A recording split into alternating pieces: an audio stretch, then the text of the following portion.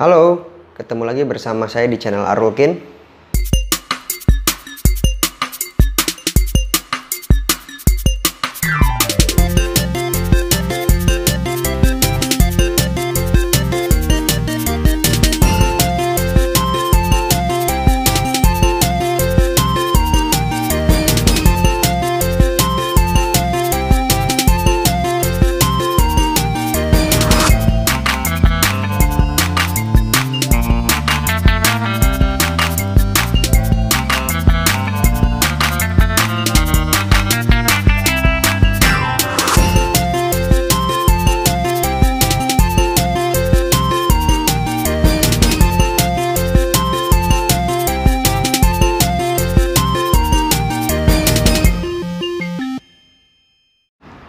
Oke teman-teman, kali ini saya akan membahas beberapa tips mengenai first aid atau pertolongan pertama pada kecelakaan jika itu terjadi di sekitaran kita atau di sekitar rumah kita. Oke, untuk mengetahui lebih lanjut,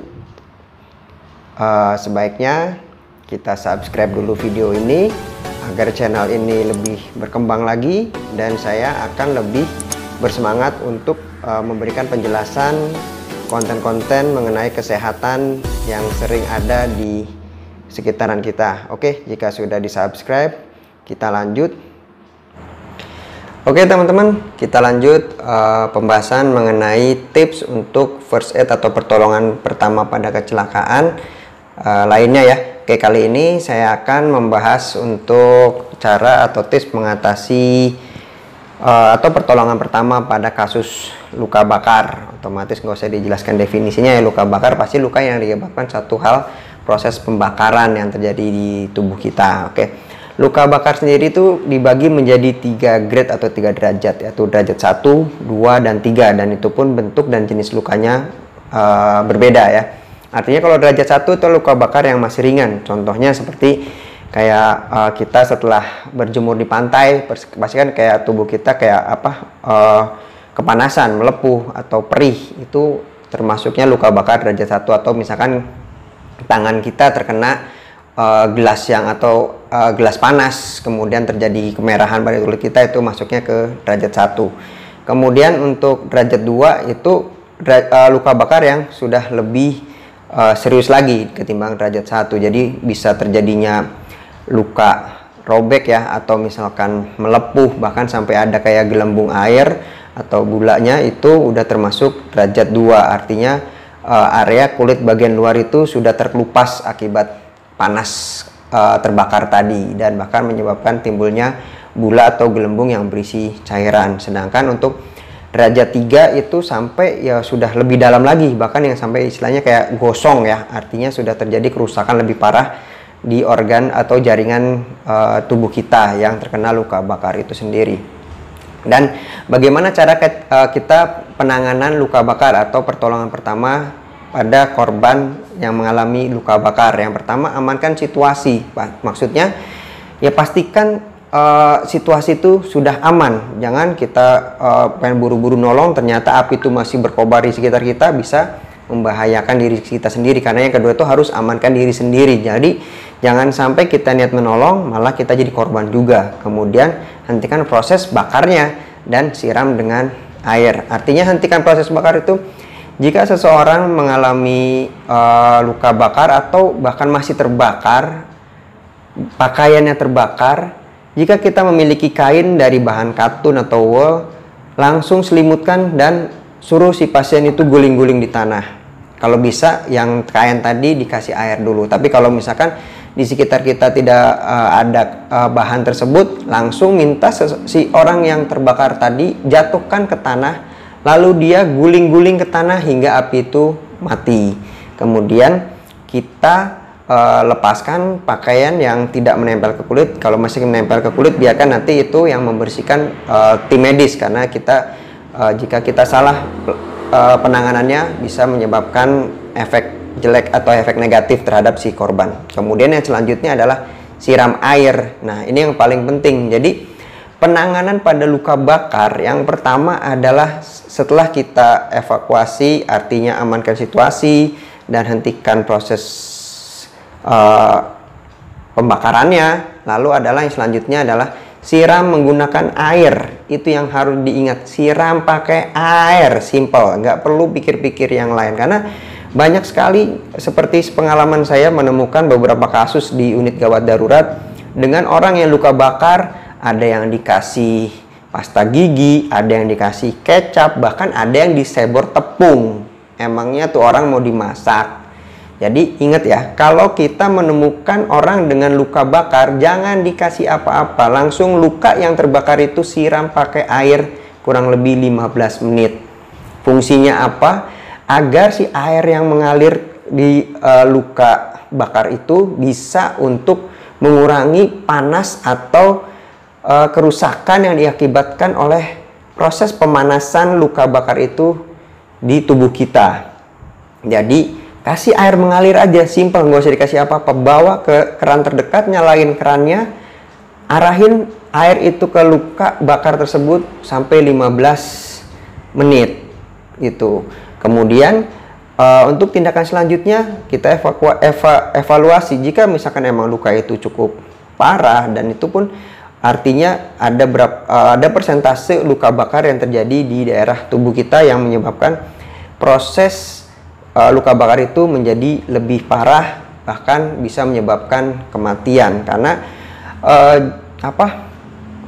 luka bakar itu sendiri bisa menyebabkan seseorang itu kehilangan banyak cairan sehingga terjadi dehidrasi, akibatnya menjadi shock. Karena panas di tubuh kita, otomatis cairan-cairan tubuh di dalam tubuh kita akan ikut menguap hingga terjadinya dehidrasi akibat kekurangan cairan yang diakibatkan oleh penguapan akibat panas itu, sehingga seseorang itu mengalami shock dan menyebabkan kematian. Jadi luka bakar itu bisa menyebabkan kematian, bisa langsung akibat lukanya karena cukup luas mengenai organ-organ vital menyebabkan kematian, bisa juga kematiannya akibat luka bakar yang luas, kemudian penanganan tidak cepat, terjadi penguapan akibat panas, terjadi dehidrasi, shock berat, kemudian meninggal juga. Jadi kita harus benar-benar tanggap dalam mengatasi luka bakar itu sendiri. Jadi kalau misalkan dan ada gelembung-gelembung di luka bakarnya, itu jangan pecahkan. Itu nanti biarkan saja petugas medis yang untuk menangani lebih lanjut. Jadi intinya kalau kita menemukan atau mengalami luka bakar, nggak usah mikir panjang-panjang apa-apa lagi, langsung cari keran, langsung diguyur air selama 15 menit. Selanjutnya kita evakuasi korban ke instalasi gawat darurat rumah sakit untuk penanganan lebih lanjut agar luka bakar itu bisa ditangani dengan sempurna. Dan luka bakar nggak semuanya itu ya karena akibat api, bisa aja itu akibat karena suatu zat kimia. Nah, zat kimia juga ada kimia cair, ada juga kimia kering, dan penanganannya pun harus hati-hati karena penanganannya berbeda. Dan kalau misalkan kita ketumpahan zat kimia yang bersifat asam, cair ya, artinya tangan kita nggak sengaja ketumpahan zat asam, itu sama aja penanganannya seperti luka yang kebakar dengan api. Cari air, langsung diguyurkan di daerah yang terkontak dengan bahan kimia cair itu sendiri. Kalau misalkan nggak ada air, ya gunakan cairan yang bersifat netral. Tapi ya masa sih nggak ada air, pasti adalah air di sekitar kita. Kemudian langsung untuk penanganan lebih lanjutnya dibawa ke fasilitas kesehatan untuk penanganan lebih lanjut. Jadi pertolongan pertamanya sebor dengan air. Kemudian kalau kita mengalami luka bakar atau iritasi atau ya intinya luka bakar akibat kimia kering, itu ingat ya, kimia kering kan bentuknya seperti bubuk atau serbuk. Jangan diguyur pakai air. Artinya bersihkannya itu kayak misalkan pakai sikat ataupun pakai lap ataupun apapun yang kering. Bersihkan area yang terkena kimia kering itu hingga bersih, benar-benar bersih, baru diguyur dengan air. Karena kalau misalkan masih ada bubuknya, bubuk kimia itu kita tidak tahu bubuk kimia apa, kemudian kita sebor dengan air, karena kita taunya informasi luka bakar harus guyur pakai air, tapi jangan salah. Untuk luka bakar akibat kimia kering itu bersihkan lukanya dulu. Bersihkan komponen kimia keringnya itu dulu dengan sikat atau apapun hingga bersih, baru guyur dengan air. Karena jika bahan kimia kering itu tercampur air, khawatir akan menimbulkan reaksi, malah menyebabkan reaksi panas lebih kuat terhadap kulit yang terkena zat kimia itu. Jadi bersihkan dulu menggunakan sikat sehingga bersih, baru diguyur dengan air untuk mengatasi luka bakar akibat kimia kering. Nah, itu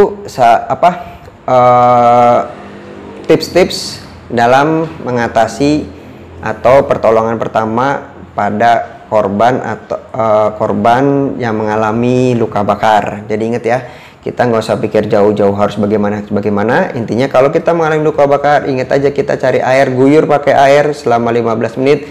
Selanjutnya baru kita bawa ke fasilitas kesehatan.